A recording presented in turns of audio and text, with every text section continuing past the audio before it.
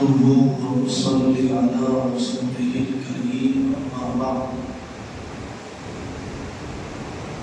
قال رسول الله صلى الله عليه وسلم إن الله يبعث على رأس كل 100 من يجدد لها دينها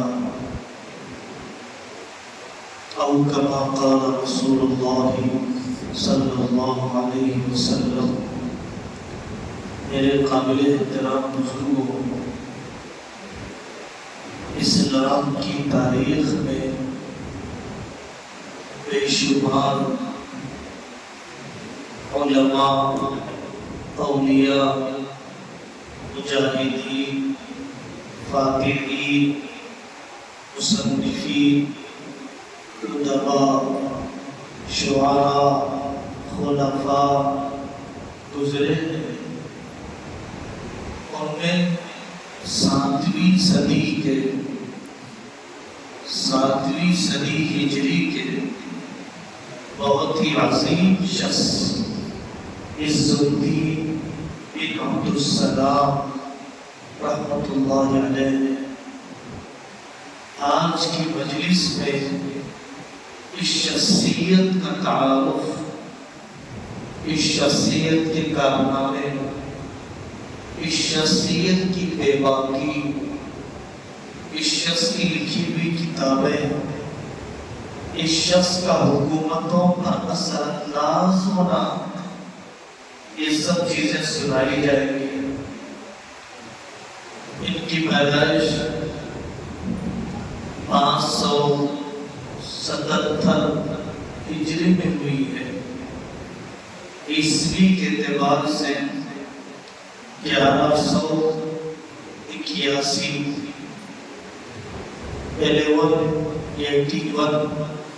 میں ان کی پیدائش ہے۔ عز الدین عبد السلام رحمۃ اللہ علیہ شام میں دمشق میں ان کی پیدائش ہے۔ بہت نادار گھرانے کے تھے، مسجد میں ہی قیام رہتا تھا، بہت سخت سردی تھی، غسل کی ضرورت پڑ گئی، مسجد کے باہر نہیں جا سکتے تھے، تو انہوں نے وہیں پر حوض میں ڈبکی لگا کر غسل کر دی، لیٹ گئے، پھر غسل کی ضرورت پڑی، سخت سردی میں پھر غسل کیا، ناپاکی کی حالت میں سونا گوارا نہیں، مسجد کے باہر نکل نہیں سکتے، بے ہوش ہو گئے، سخت سردی میں غسل کرنے کی وجہ سے خواب دیکھا۔ کہنے والا ان سے کہتا ہے کہ تم علم چاہتے ہو یا عمل چاہتے ہو؟ پہلے کچھ زیادہ دلچسپی نہیں تھی علم حاصل کرنے میں۔ انہوں نے کہا کہ میں علم چاہتا ہوں تاکہ عمل تک پہنچ جاؤں، میں علم چاہتا ہوں تاکہ عمل تک پہنچ جاؤں۔ عز الدین عبد السلام رحمت اللہ علیہ نے بڑی عمر میں علم حاصل کرنا شروع کیا۔ اس زمانے میں بہت وقت ہے ہمارے انجینئر دوستوں کے پاس، پرنسپل دوستوں کے پاس، IT میں کام کرنے والے دوستوں کے پاس، ہماری بیٹیوں کے پاس بہت وقت ہے۔ یہ آن لائن عالم کورس شروع کر سکتے ہیں، صبح کے 3 گھنٹے 2 گھنٹے قرآن، حدیث، تفسیر میں گزار سکتے ہیں، زندگی اور بہت قیمتی بن سکتی ہے۔ یہ عقیدے کے اعتبار سے اشعری تھے، مسلک کے اعتبار سے شافعی تھے۔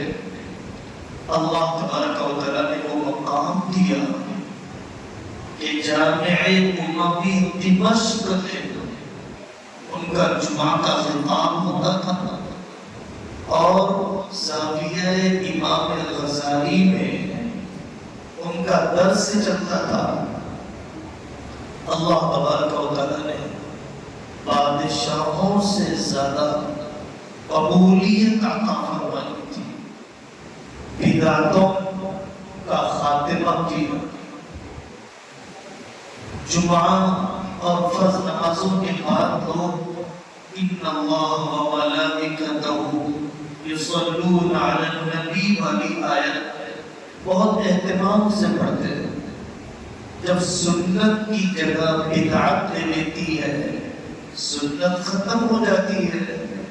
فرض نماز کے بعد، جمعہ کے بعد سنت یہ ہے کہ آپ اللہم لا مانع لما اعطیت، اللہم انت السلام، اللہم اعنی علی ذکرک و شکرک، لا الہ الا اللہ وحدہ لا شریک لہ، لہ الملک و لہ الحمد یحیی و یمیت وهو حی لا يموت بیدہ الخیر انک علی کل شیء قدیر۔ اس قسم کے الفاظ پڑھنا سنت ہے، کوئی اور نہیں۔ ٹوکا انہوں نے، ختم کیا اس بدعت کو کہ ان اللہ و ملائکتہ فرض نماز کے بعد پڑھا جائے۔ مؤذن جمعہ میں کئی کھڑے ہو کر اذان دیتے تھے، ایک مؤذن ہونا چاہیے امام کے سامنے کھڑا ہو۔ کئی مؤذن کھڑے ہونے کی بدعت کا خاتمہ کیا۔ اس زمانے میں شام کے علاقے میں ایک بادشاہ ملک اشرف نام کے پائے جاتے تھے۔ عز الدین عبد السلام ملک العلماء، سلطان العلماء، علماء کے بادشاہ، ابن دقیق العید بہت بڑے آدمی ہیں۔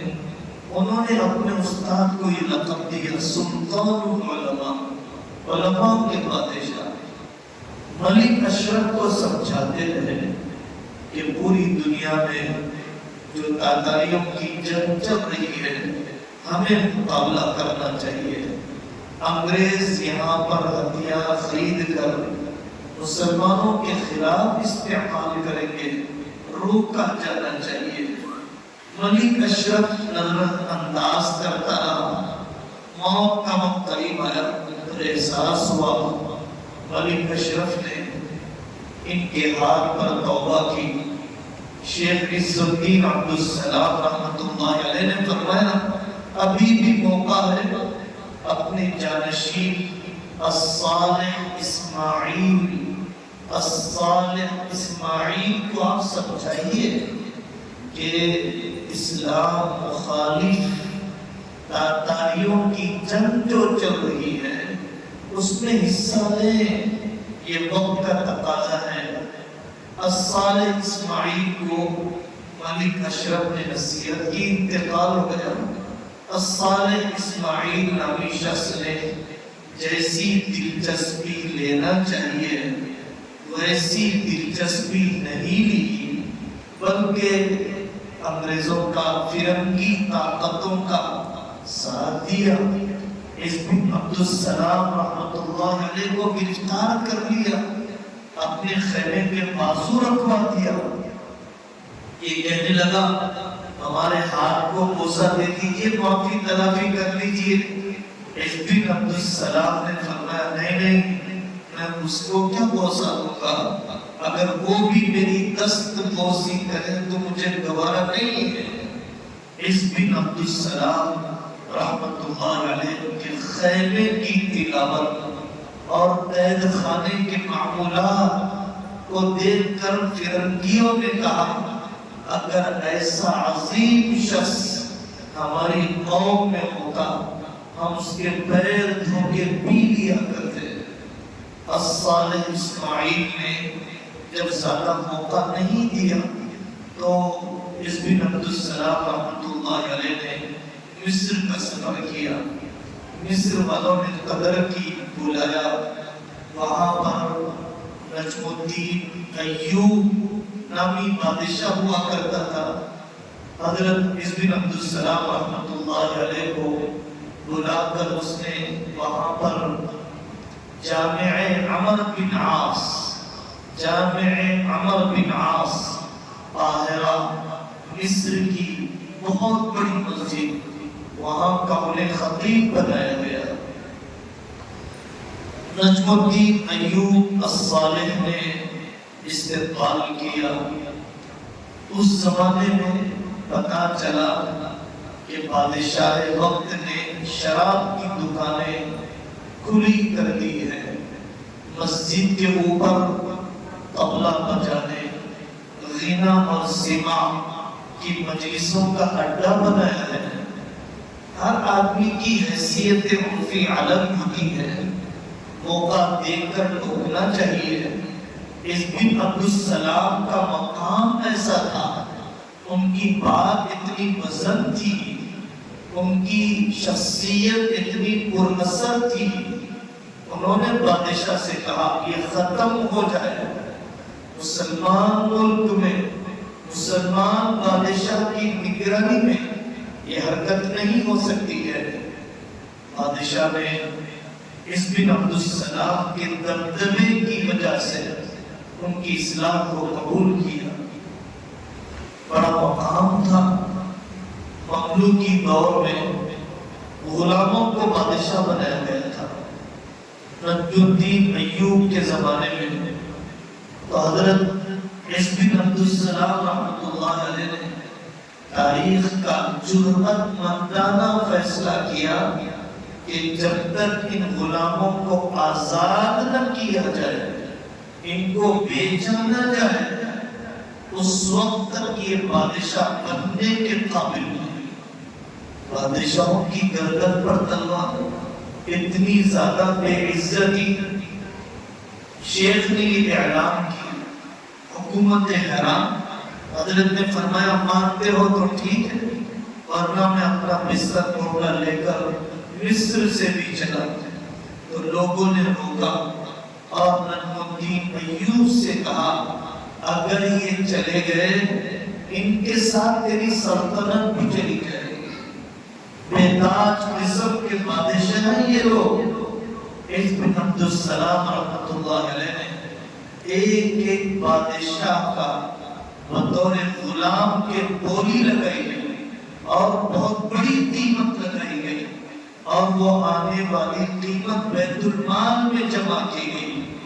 لوگوں نے کہا اتنا جرأت مندانہ فیصلہ سناتے ہوئے ڈر بھی لگا نجم الدین ایوب سے۔ انہوں نے کہا میں نے اللہ کی عظمت کو یاد کیا، یہ مجھے بھیگی بلی کی طرح نظر آنے لگا۔ جب میں نے اللہ کی عظمت کا استحضار کیا، یہ مجھے بلی سے زیادہ بے وزن محسوس ہونے لگا۔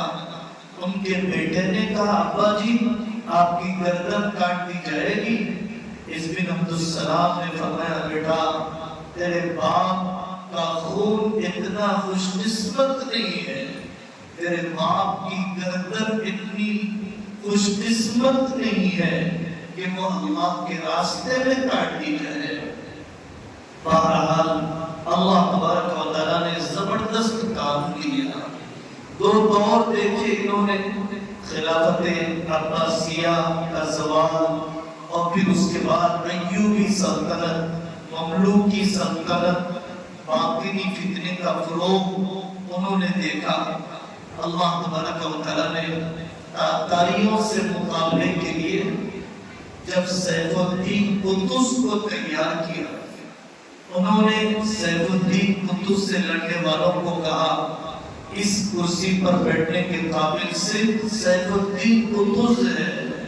تاتاریوں سے مقابلے کے لیے بڑی مقدار میں پیسے کی ضرورت تھی۔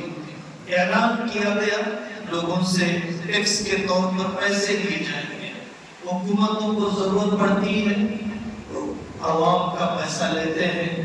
عز بن عبدالسلام نے فرمایا ہاں عوام سے صرف ایک ایک درہم اور وزراء، امراء، سرکاری آفیسران سے بقدر ضرورت سامان کے علاوہ پوری دولت لی جائے تاکہ اسلامی سلطنت اور اسلام کی حفاظت تاتاریوں سے جنگ پر استعمال کیا جائے، ناجائز ٹیکسوں سے روکا۔ کیسی نظر تھی ان لوگوں کی، کتنے اونچے مقاصد تھے ان لوگوں کے۔ 80 سال کی عمر میں میدان جنگ میں اترنے کے لیے لوگوں کو ابھارا۔ ایک وقت آیا شکست نظر آنے لگی، اللہ کی مدد ہٹی بھی محسوس ہوئی۔ حضرت عیسی بن عبد السلام رحمۃ اللہ علیہ نے دعا کے لیے ہاتھ اٹھائے، یہ فرمایا ایھا الریح خذیہم، اے ہوا ان اسلام دشمن طاقتوں کو پکڑ لے، ان دشمن طاقتوں کو پکڑ لے۔ اللہ تبارک و تعالیٰ نے بطور کرامت کے غیبی مدد کے طور پر ہواؤں کو ان دشمنوں پر چلایا، قدم پکڑ گئے دشمنوں کے۔ دنیا نے ان کے مقام کو سمجھا۔ عیسی بن عبد السلام رحمۃ اللہ علیہ اتنی کشمکش میں رہے، حالات کے اتھل پتھل میں رہے، لیکن غور کیجئے جو زمانہ ایسی کشمکش کا ہے، مدد سے کھلنا نہیں رکے۔ مستنصریہ، کاملیہ، صالحیہ، ظاہریہ، یہ مدارس مصر میں، دمشق میں قائم ہو رہے تھے، آباد ہو رہے تھے۔ دفاعی محنت اپنی جگہ پر، ڈیفنس کی محنت اپنی جگہ پر، باہر کی محنت اپنی جگہ پر، اندر کی محنت رکنی نہیں چاہیے، اندر کی محنت رکنی نہیں چاہیے۔ اسی دور میں اللہ تبارک و تعالیٰ نے زبردست علماء کو پیدا کیا۔ نحو میں ابن مالک نحوی کو، تفسیر میں بیضاوی کو، حدیث میں امام نووی کو، اصول حدیث میں ابن صلاح کو، تصوف میں ابن عربی کو، تفسیر میں امام رازی کو، حنابلہ کے پاس ابن قدامہ کو، ابن اسیر جزری کو، علامہ قزوینی کو۔ حالات اپنی جگہ پر، کشمکش اپنی جگہ پر، رجال سازی، علماء کے کارنامے، تصنیفی کارنامے، لکھنے پڑھنے کے کام کو متاثر ہونے نہیں دیا۔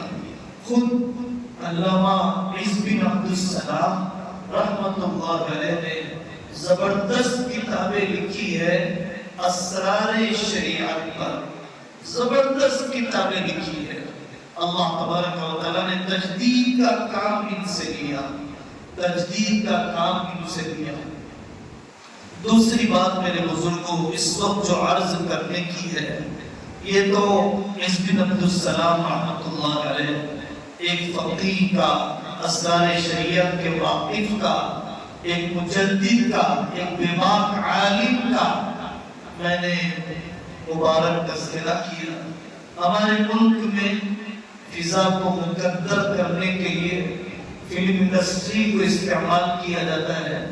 کبھی Gujarat files, Kashmir files, Kerala story, ہم اور ہمارے 12 اس قسم کی فلمیں، اس کے ٹرائل، اسلام اور مسلمان کمیونٹی کو بدنام کرنے کی سازشیں، جیسے کہ ہر گھر میں 4 بیویاں، ہر گھر میں 12 بچے، اور سوائے اس کے کوئی اور کام نہیں ہے۔ اس سلسلے میں یاد رکھنا چاہیے، ہم نے واقعی جیسے اسلام کا تعارف کرانا چاہیے، ہم نے ویسے اسلام کا تعارف نہیں کرایا، اور واقعتاً ہمیں جیسے کالجوں، یونیورسٹیوں، مسجدوں میں، دوسری جگہوں پر اسلام کی خوبیوں کا تذکرہ کرنا چاہیے، ہم نے نہیں کیا۔ بچوں کی پرورش، کثرت اولاد کا ہونا ہندو مذہب میں بھی بڑی مبارک چیز ہے۔ مہابھارت میں اور مختلف یجرویدوں میں ہندو بھائیوں کی کتابوں میں لکھا ہوا ہے بلکہ ان کے پاس اگر اولاد نہ ہو تو شوہر رکھتے ہوئے دوسرے مرد سے تعلق قائم کیا جا سکتا ہے اولاد پیدا کرنے کے لیے۔ نیو کی رسم اسے کہا جاتا ہے، ان کے پاس مذہبی کتابوں میں لکھا ہوا ہے۔ بچوں کی پرورش، بچوں کی کثرت ہندو بھائیوں کے نزدیک بھی کوئی عیب نہیں ہے۔ مہابھارت کی کتابوں میں دوسری جگہوں پر لکھا ہوا ہے خداؤں کی سبوں بیویوں میں چند بیویوں سے زیادہ اولاد۔ تو یہ صرف اگر عیب ہے تو مسلمانوں کا نہیں ہے، دوسروں کے خداؤں کا بھی عیب ہے، جن کے پاس بہت زیادہ بچوں کی تعداد ان کی مذہبی کتابوں میں۔ ہمیں کوئی جذباتی نہیں بننا چاہیے، ہمیں کوئی دفاع کے نام پر فلموں کے دیکھنے کے چکر میں نہیں جانا چاہیے۔ برائی کو پھیلا کر برائی کو ختم نہیں کیا جاتا۔ امیت الباطل بترک ذکری، آپ سچے مسلمان بن کر بتائیے، اسلامی تعلیمات کو پھیلا کر بتائیے، اس قسم کے باطل کو سوشل میڈیا پر چلانا چھوڑ کر اسے دفن کر دیجئے، اس کو فارورڈ کرنا چھوڑ کر اسے دفن کر دیجئے۔ نہ جاننے والے کو نہ بتائیے، جاننے والے کو سمجھائیے۔ اسلام کی تعلیم یہ ہے اپنی بیوی سے محبت کا تعلق، جیسے کسان کا زمین سے تعلق، کھیتی سے تعلق، کھیتی کی پرورش، کھیتی کا لہلانا، کھیتی کی دیکھ بھال، کھیتی سے فائدہ، جیسے کسان کا تعلق کھیتی سے ہوتا ہے، ویسے اسلام میں شوہر کا تعلق بیوی سے ہوتا ہے۔ ایسی کوئی جنسی زیادتی، ایسا کوئی تشدد، ایسا کوئی سیکسول ہراسمنٹ اسلام نے پسند نہیں کیا۔ مرد اور عورت کے تعلق کے درمیان اپنائیت کو پسند کیا، ایک محبت سے بھرے عمل کو اسلام نے سکھلایا تاکہ دونوں کی پاک دامنی عفت کی زندگی گزرے۔ اللہ تبارک و تعالیٰ آنے والے الیکشن کے رزلٹ میں ظالم اور ظالموں کو شکست عطا فرمائے، دفن فرمائے، خاتمہ فرمائے، اور ہمیں حقیقت میں اسلام کی ترجمانی اور علماء اسلام کی قدر کرنے کی توفیق عطا فرمائے۔ وآخر دعوانا ان الحمدللہ رب